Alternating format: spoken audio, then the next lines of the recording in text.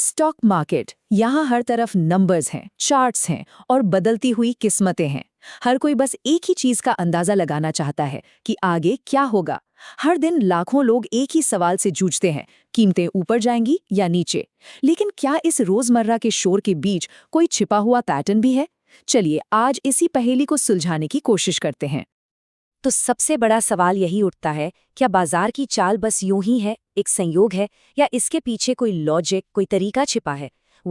Technical analysis इसी logic को खोजने का एक रास्ता है। इसे ऐसे समझिए जैसे कोई मौसम का हाल बताता है। वो पिछले डेटा, हवा के पैटर्न और दबाव को देखकर बताते हैं कि कल बारिश होगी या धूप खिलेगी। अब देखिए, कोई गारंटी तो नहीं होती, लेकिन हाँ, एक अंदाजा जरूर मिल जाता है। टेक्निकल एनालिस्ट भी जानते हैं कुछ ऐसा ही करते हैं, बस उनका डेटा स्टॉक की कीमतें होती हैं। तो जैसे मौसम वैज्ञानिक बादलों को पढ़ते हैं, वैसे ही एक ट्रेडर चार्ट्स को पढ़ता है।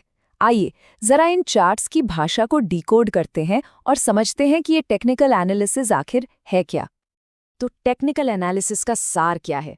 देखिए, सीधी सी बात है, ये कंपनी की कहानी नहीं, बल्कि उसकी कीमत की कहानी पढ़ता है। एनालिस्ट को इस बात से ज्यादा फर्क नहीं पड़ता कि कंपनी क्या बनाती है या कितना कमाती है। उनका फोकस सिर्फ दो चीजों पर होता है। एक, कीमत किस दिशा में जा रही है, और दो, कितने लोग उसे खरीद या बेच रहे हैं, बस। अब टेक्निकल एनालिसिस सिर्फ कुछ टूल्स का सेट नहीं है। नहीं, ये एक पूरी फिलॉसफी पर आधारित है, और इस फिलॉसफी की नींव 3 बहुत मजबूत मान्यताओं पर टिकी है। पहली और सबसे बड़ी मान्यता, मार्केट सब जानता है। इसका मतलब ये है कि कोई भी खबर, अच्छी हो या बुरी, आते ही सेकंडों में कीमत में शामिल हो जाती है। मतलब किसी को कंपनी की बैलेंस शीट पढ़ने की जरूरत नहीं, क्योंकि लाखों ट्रेडर्स का मिला-जुला ज्ञान पहले से ही उस कीमत में दिख रहा होता है। दूसरी मान्यता तो टेक्निकल एनालिसिस की जान है। कीमतें ट्रेंड्स में चलती हैं। सोचिए, एक गेंद की तरह, अगर वो एक बार लुढ़कने लगे तो काफी देर तक उसी दिशा में जाती रहती है ना? कीमतें भी बेतरतीब ढंग से नहीं उछलती, वो एक बहाव पकड़ लेती हैं, ऊपर का, नीचे का या फिर साइडवेज।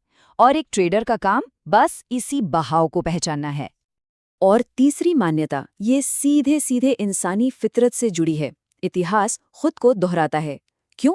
क्योंकि बाजार को चलाने वाले तो इंसान ही हैं, और इंसानों का डर और लालच वो तो हजारों सालों से नहीं बदला है। इसीलिए जो चार्ट पैटर्न पहले काम करते थे, वो आज भी काम करते हैं, क्योंकि उनके पीछे की साइकोलॉजी, वो वजह आज भी वही है। तो ठीक है, फिलॉसफी तो समझ आ गई, लेकिन अब बात करते हैं असल औजारों की। देखते हैं कि एक टेक्निकल एनालिस्ट असल में किन टूल्स का इस्तेमाल करता है। मोटे तौर पर इन टूल्स को हम 3 हिस्सों में बांट सकते हैं। एक हैं चार्ट पैटर्न्स, मतलब चार्ट पर बनने वाली अलग अलग आकृतियां। दूसरे हैं टेक्निकल इंडिकेटर्स, जो मैथ्स पर आधारित कैलकुलेशंस हैं।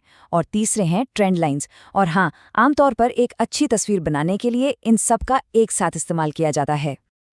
यहाँ कुछ सबसे आम हथियार हैं, जैसे मूविंग एवरेज को ही ले लीजिए। ये किसी स्टॉक की ऊबड़-खाबड़ कीमत को स्मूथ करके एक साफ लाइन बना देता है, जिससे ट्रेंड की असली दिशा पता चल जाती है। या फिर आरएसआई को देखिए, इसे एक स्पीडोमीटर की तरह समझिए। अगर आरएसआई बहुत ऊपर है तो मतलब स्टॉक ओवरहीट हो गया है और शायद गिरने वाला है, और अगर बहुत नीचे है तो शायद उसमें तेजी आने वाली है। ये दो बहुत ही सरल लेकिन कमाल के शक्तिशाली कॉन्सेप्ट्स हैं। सपोर्ट वो प्राइस लेवल है जो एक तरह से फर्श का काम करता है, जहां आकर कीमत अक्सर गिरने से रुक जाती है। और रेसिस्टेंस है छत की तरह, जहां पहुंचकर कीमत का और ऊपर जाना मुश्किल हो जाता है। ट्रेडर्स इन लेवल्स पर बहुत करीब से नजर रखते हैं। तो हमारे पास ये सारे औजार तो हैं, लेकिन एक ट्रेडर इन सबको जोड़कर कोई फैसला कैसे लेता है?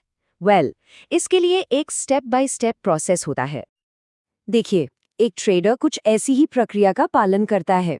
सबसे पहले ट्रेंड की दिशा पता की जाती है, फिर सपोर्ट और रेजिस्टेंस जैसे जरूरी लेवल्स को मार्क किया जाता है।